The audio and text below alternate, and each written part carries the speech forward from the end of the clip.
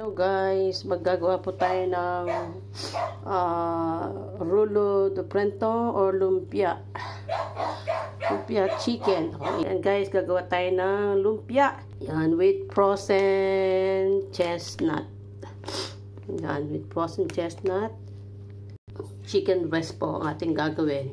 2 kilo na chicken breast.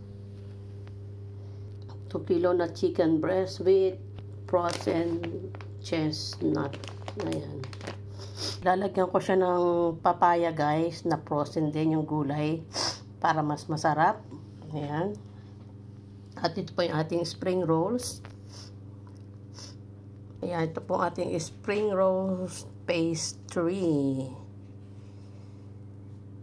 50 sheets, ayan.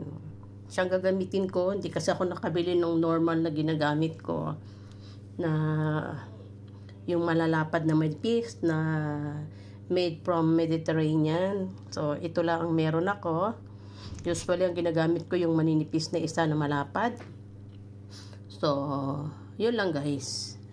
Ayan, share ko lang guys. Ayan, hindi ko na nailagay yung ingredients. Ito lang. So magluluto tayo ng ating spring rolls chicken breast with chestnut and frozen chestnut and frozen papaya. Ayan. Gusto ko kasi may gulay-gulay. Ayan. Lalagyan din po natin yan ng tofu or tokwa.